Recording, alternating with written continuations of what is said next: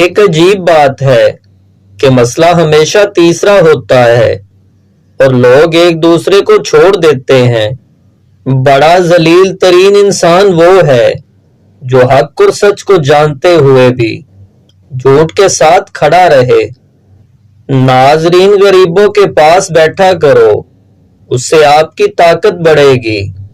منفی سوچ وہ بھاری بوجھ ہے جو ہر وقت ہم ساتھ اٹھائے پھرتے ہیں۔ ناظرین، اپنی زوجہ کے خلاف کسی کو بات نہ کرنے دو، کیونکہ باوقار بندہ اپنی زوجہ کے وقار اور عزت نفس کا آپ خیال رکھتا ہے۔ پہلے انتظار کرواتے ہیں، پھر بے تحاشا رلاتے ہیں۔ یہی ہے دنیا کی حقیقت۔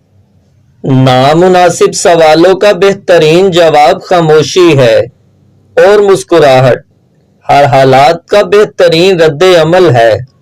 متکبر انسان کی پہچان یہ ہے کہ وہ صرف نصیحت کرتا ہے، سنتا نہیں۔ اور ہمیشہ نصیحت کرتے رہو کہ نصیحت مومنوں کو نفع دیتی ہے۔ ناظرین، عروج مل جانے پر انسان خدا نہ بن جائے، اس لیے خدا نے زوال رکھا ہے۔ کبھی اپنے آپ کو بھی محسوس کر لیا کرو، کچھ رونقیں خود سے بھی ہوا کرتی ہیں۔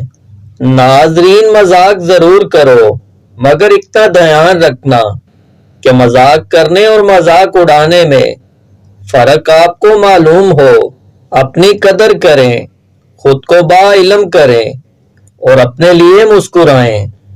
ضروری نہیں کہ آپ اداس رہو ان کے لیے جن کو کوئی فکر نہیں۔ آپ ان لوگوں کے لیے خوش بھی تو رہ سکتے ہیں جو آپ کی فکر کرتے ہیں۔ اگر کسی بندے سے تعلق کاٹ چکے ہو تو اس کے متعلق اپنی زبان بھی کاٹ دو۔ ناظرین، جب موت قریب آتی ہے تو کان میں دو آوازیں گونجنا شروع ہو جاتی ہیں۔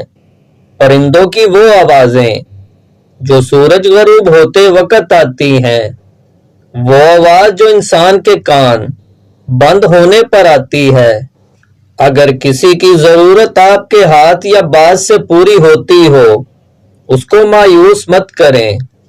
ناظرین، لوگ ہر شے بہتر سے بہتر چنتے ہیں سوائے الفاظ کے۔ کون کیا کر رہا ہے، کیسے کر رہا ہے اور کیوں کر رہا ہے، اس باتوں سے آپ جتنا دور رہیں گے اتنا ہی خوش رہیں گے۔